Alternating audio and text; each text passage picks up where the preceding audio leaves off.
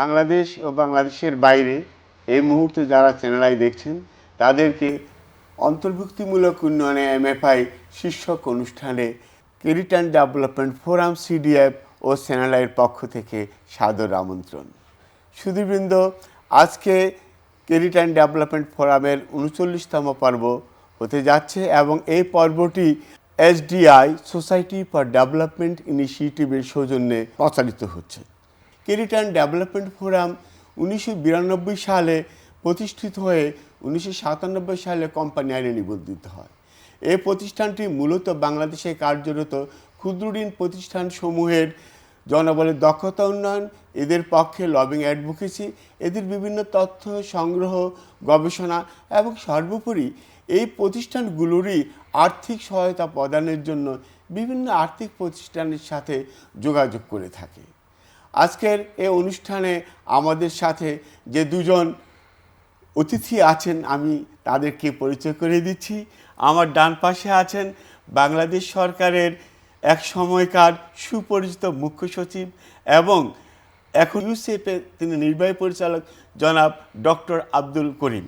আমার বাম পাশে আছেন আমাদের সদস্য সংস্থা সোসাইটি ফর ডেভেলপমেন্ট ইনিশিয়েটিভের নির্বাহী পরিচালক ও প্রতিষ্ঠাতা জনাব শামসুল হক।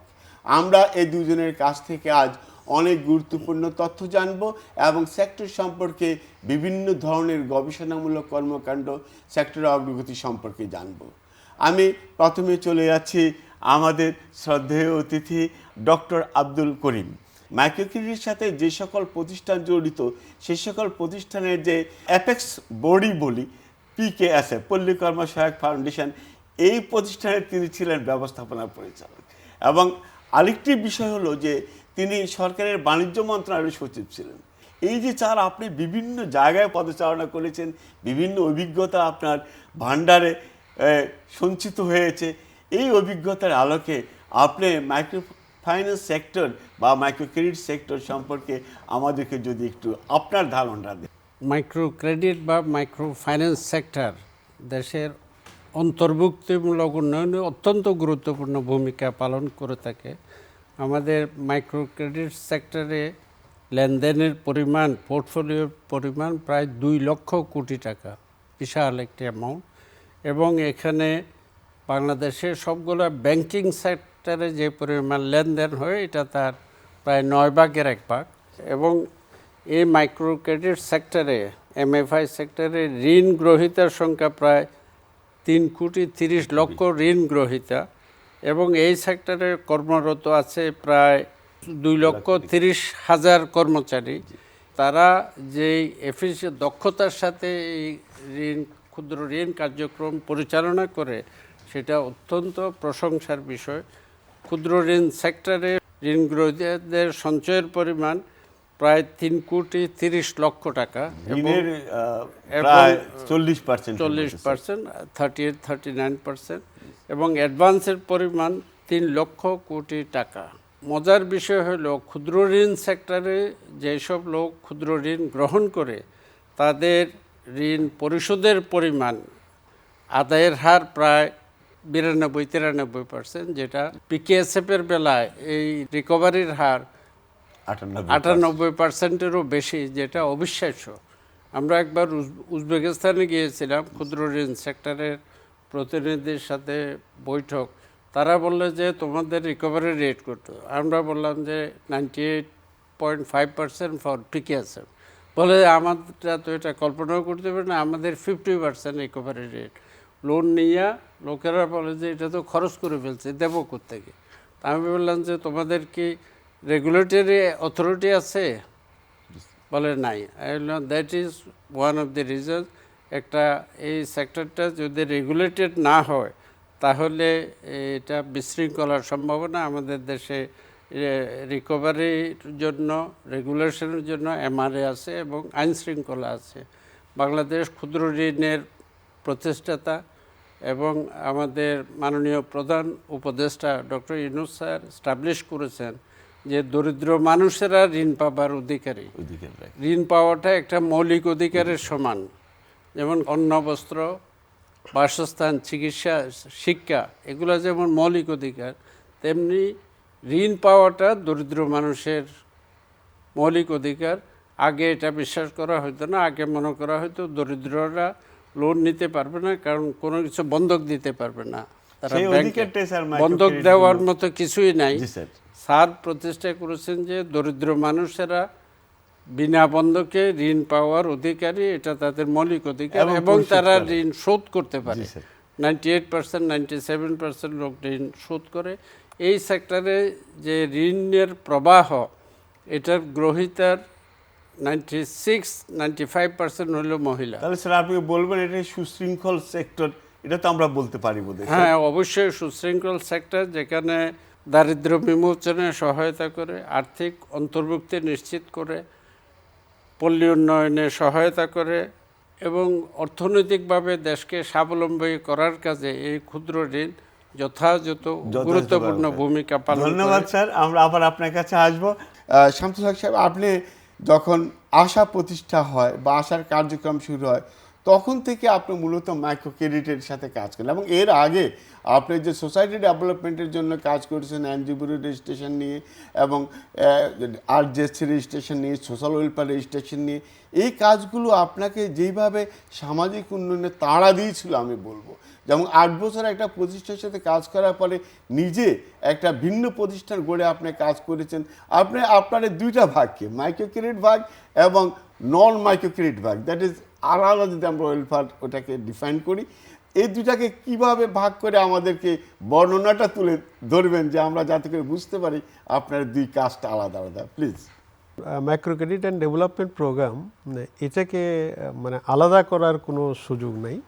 কারণ হচ্ছে মাইক্রো ক্রেডিট এবং ডেভেলপমেন্ট প্রোগ্রাম, এটা আমরা যেটা দেখি, বাস্তবে যেটা দেখি, এটা আসলে একে একে অপরের সম্পূরক।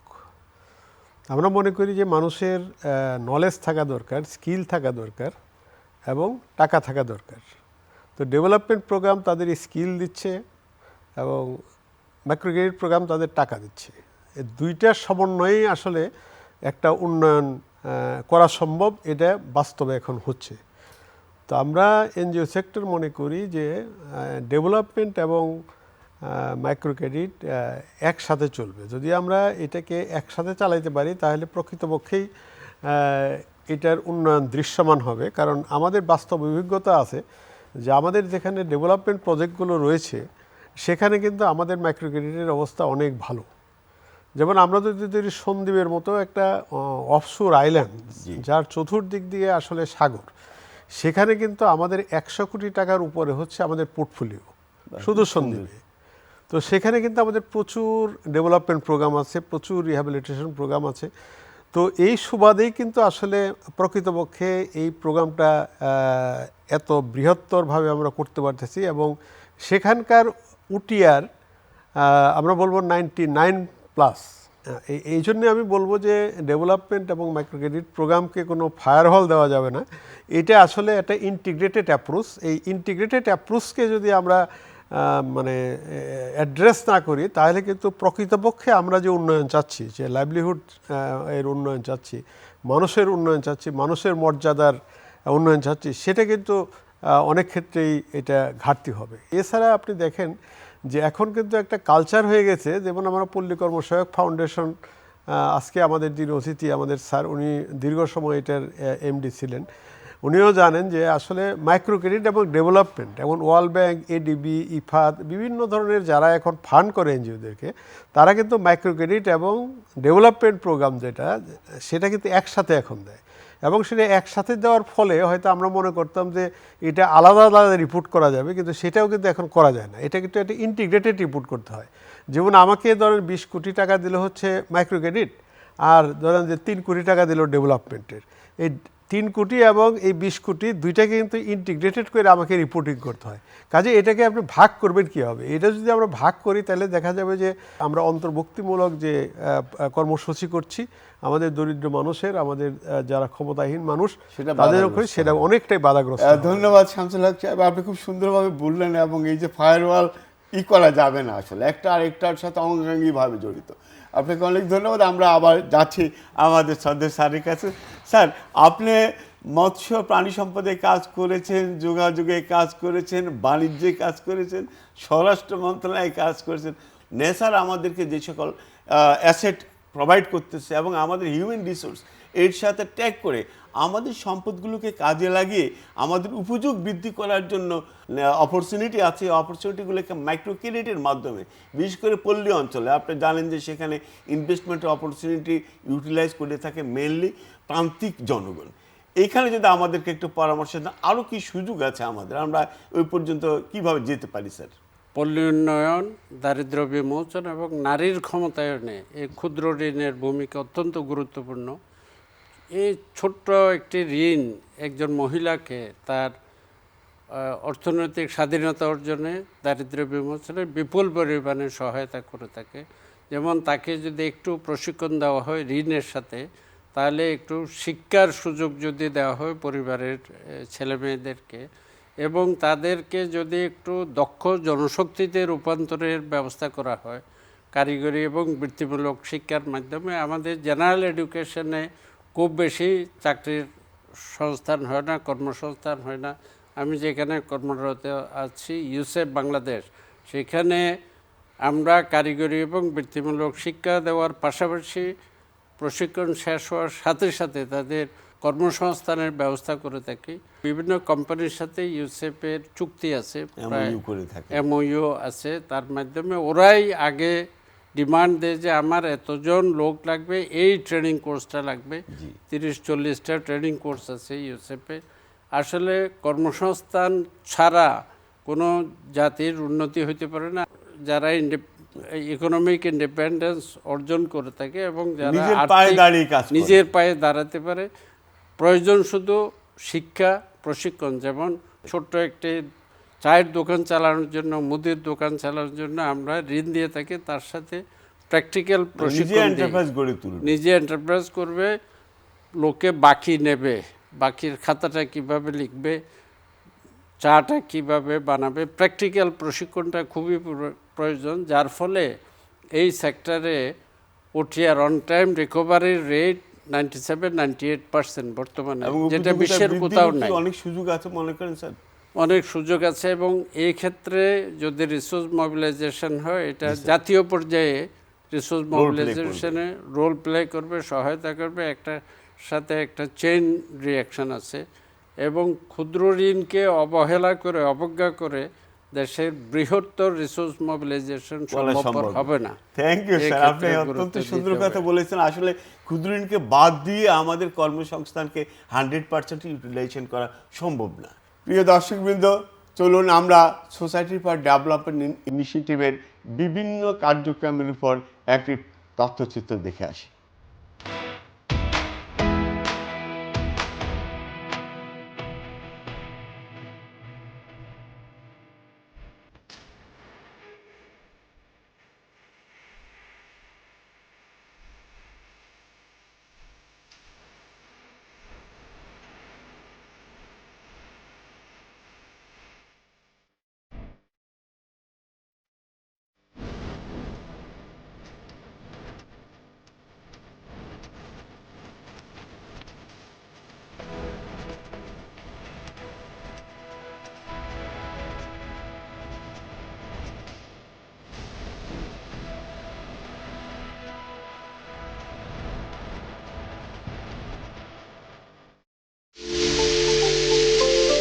আমার নাম মোহাম্মদ গোলাম মোস্তফা। আমার প্রতিষ্ঠানের নাম গ্রিন বাংলা হ্যান্ডিক্রাফটস, আরাপাড়া, সাভার, ঢাকা। ওগলা পাতা এবং পাট মিক্স করে আলাদা আলাদাভাবে পাটের বাস্কেট, ওগলার বাস্কেট তৈরি করা হয়। এই পণ্য আমি থার্ড পার্টির মাধ্যমে বিশ্বের 54টি দেশে এই পণ্য রপ্তানি হয়। আমাদের এই ওগলা তৈরি পণ্যগুলো পাবেন HDR ওয়েবসাইট স্পর্শ আর গ্রিন বাংলা হ্যান্ডিক্রাফটস ফেসবুক পেজে পাবেন।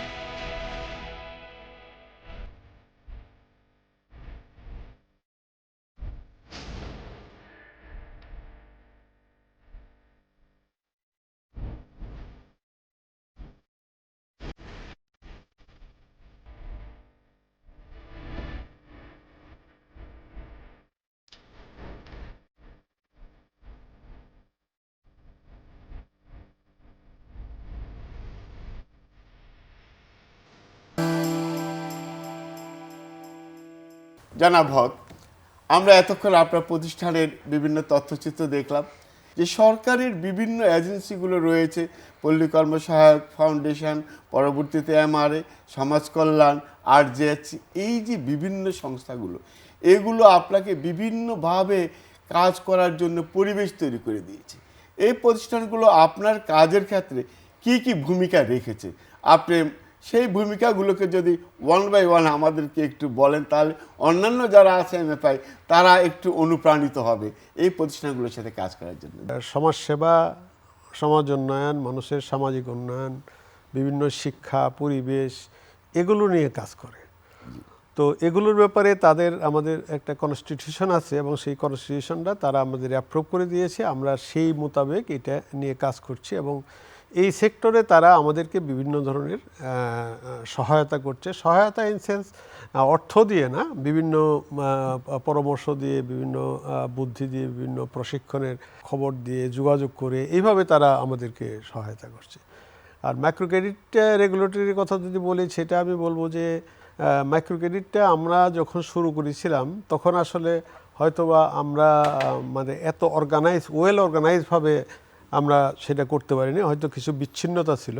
আমি বলবো যে মাইক্রো ক্রেডিট রেগুলেটরি অথরিটি আসার পরে এটা একটা স্ট্রাকচারের মধ্যে আসছে এবং এটা ইতিবাচক এবং এটা একটা রুট মানে ট্র্যাকের মধ্য দিয়ে আমরা যাচ্ছি। এইটা আমি বলবো যে এই রেগুলেটরি হওয়াটা এটা আমাদের জন্য ভালো হয়েছে। তবে রেগুলেটরি সাথে সাথে এটা আসলে মূলত হচ্ছে যে আমরা মনে করি যে এটা মাইক্রো রেগুলেটরি অ্যান্ড ডেভেলপমেন্ট মানে একটা অর্গানাইজেশন, যারা শুধু রেগুলেট করবে না, তারা আমাদেরকে ডেভেলপমেন্টও করবে, এটাও তাদের কাজ, সেটা আমাদের করছে। আমরা আশাও করি যে এই সংস্থাটা এইভাবেই আমাদেরকে সহায়তা করবে। এছাড়া পল্লী কর্মসহায়ক ফাউন্ডেশন, পিকেএসএফ এর কথা যেটা বলছেন, এটা পল্লী কর্মসহায়ক ফাউন্ডেশন কিন্তু মূলত আমাদের বাংলাদেশে যারা মাইক্রো ক্রেডিট আমরা করি, ক্ষুদ্র ঋণ করি, বলতে গেলে তাদের কাছ থেকে আমরা অনেক শিখছি। হ্যাঁ, ধন্যবাদ হক সাহেব, আপনি খুব সুন্দরভাবে 4টা এজেন্সির কথাই বললেন। আমরা আসলে এটাই জানতে চেয়েছিলাম আপনার কাছে। আমি আবার স্যারের কাছে যাব।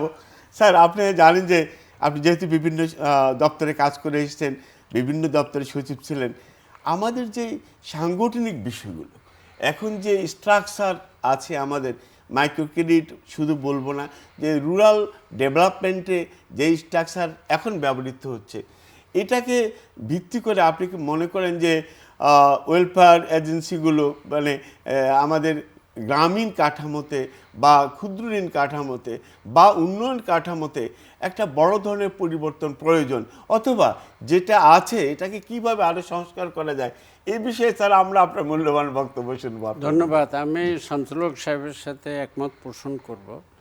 এমআরএ যেটা আছে, মাইক্রো ক্রেডিট রেগুলেটরি অথরিটি, এটা আমার মনে হয় একটু সংস্কার করে micro credit regulatory and development authority হওয়া উচিত, ইডরার মতো। যেমন insurance development and regulatory authority ছিল, আগে ছিল ইন্স্যুরেন্সকে রেগুলেট করা হতো, এখন ডেভেলপমেন্টটাও রেগুলেশনের অংশ বিশেষ। সুতরাং এমআরএ যদি ডেভেলপমেন্ট এবং রেগুলেটরি ভূমিকা একসাথে পালন করে এবং সেই জন্য এমআরএর ক্ষমতা যদি বাড়ানো হয়, কার্যক্রম বৈচিত্র্যায়ন করা হয়, তাহলে এটা একটা ভালো পদক্ষেপ হবে। এবং বর্তমানে যথেষ্ট আইন আছে, এমআরএর আইন আছে, ব্যাংকের আইন আছে ইত্যাদি। আইনের যথাযথ প্রয়োগ দরকার, প্রশিক্ষণের ব্যবস্থা করা দরকার। যারা ঋণ গ্রহীতা তারা ঋণটা যাতে যথাযথভাবে ব্যবসায়িক কাজে ইউটিলাইজ করে এই টাকাটা আবার ফেরত দিতে পারে এবং নিজেরা যাতে স্বাবলম্বী হইতে পারে, এই ক্ষেত্রে প্রশিক্ষণ দেওয়া দরকার। এবং তাদের কাজকর্মের বৈচিত্র্যায়ন, যে জিনিসগুলো তারা যেমন হ্যান্ডিক্রাফট সেক্টরে, হস্তশিল্প ক্ষেত্রে তাদের প্রোডাক্টগুলো যাতে বৈচিত্র্যায়ন হয় এবং উন্নত মানের প্রোডাক্ট যাতে তারা করতে পারে, এই হিসেবে মেশিনারি সহায়তা, ট্রেনিং দরকার। প্রাতিষ্ঠানিক কাঠামোতে কি আপনি কোনো পরিবর্তনের পরামর্শ দিবেন? প্রাতিষ্ঠানিক কাঠামো মোটামুটি যা আছে এটা যথাযথই আছে এবং প্রোগ্রেসিভ চিন্তা ভাবনার ইন্ট্রোডিউস করার দরকার। আমার মনে হয় প্রাতিষ্ঠানিক কাঠামো ঠিকই আছে, যেভাবে আছে এটা ইউটিলাইজ করাটাই হলো ইউটিলাইজ সবচেয়ে আইনের প্রয়োগ করা দরকার এবং আইন যারা ভঙ্গ করবে জি। তাদের বিরুদ্ধে কঠোর ব্যবস্থা কঠোর ব্যবস্থা নেওয়া দরকার। তাহলে আমাদের এই সেক্টরে অনেক ডিসিপ্লিন অনেক ধন্যবাদ স্যার, আপনি খুব সুন্দর। আমি এই প্রাতিষ্ঠানিক কাঠামোগুলোর বিষয়ে জানতে চেয়েছিলাম যে কোনো পরিবর্তন আছে, আসলে যদি সেই কাঠামোর সদ্ব্যবহার করা যায় তাহলে কাজে দেবে। Thank you sir. আমি আবার শামসুল হক সাহেবের কাছে যাচ্ছি। এই যে আমাদের মাইক্রো ক্রেডিট বা মাইক্রো ফাইন্যান্স ব্যাংক হচ্ছে আমাদের মাইক্রো ফাইন্যান্সকে ওয়েলফেয়ার অ্যাক্টিভিটি থেকে আলাদা করার এইসব চিন্তা ভাবনা হচ্ছে। আপনি একটা আমব্রেলা থেকে একটা প্রতিষ্ঠান থেকে আপনার বিভিন্ন সিস্টার কনসার্নের মাধ্যমে এগুলাকে পরিচালনা করার বিষয়টা কিভাবে ভাবছেন, বা এটা কি আদৌ সম্ভব যে একজন নির্বাহী পরিচালক দিয়ে আপনি সব কিছু চালাবেন, অথবা আপনি সেপারেট নির্বাহী পরিচালক দিয়ে একটা প্রতিষ্ঠানের সিস্টার কনসার্ন করে সেন্ট্রাল অ্যাডমিনিস্ট্রেশন বা সেন্ট্রাল অ্যাডমিনিস্ট্রেটিভ স্ট্রাকচার তৈরি করে করবেন? এই রকম ধারণাগুলো আমাদেরকে একটু বিষয় বলবেন। আপনার চিন্তা ভাবনা বা দেশের যে চিন্তা ভাবনা এর সাথে আপনার নিজস্ব মত কী? এটা আসলে আমার মনে হয় যে খুব একটা শোভন হবে না। কারণ হচ্ছে যে আমাদের যে এনজিও এমআইপিগুলো আছে এগুলো কিন্তু আসলে তৈরি হয়েছে রাইট বেসড কাজ দিয়ে। যারাই শুরু করেছেন এই আশা, ব্রাক, যা বড় বড় এনজিও বা আমরাও নিজেরাও, এটা কিন্তু আমরা রাইট বেসড প্রোগ্রাম, মানুষের অধিকার আদায়ের প্রক্রিয়া দিয়েই আসলে শুরু করা হয়েছে। এবং তখন কিন্তু আমাদের নানান ধরনের গ্রুপ ছিল, আমরা রাতও চালাতাম।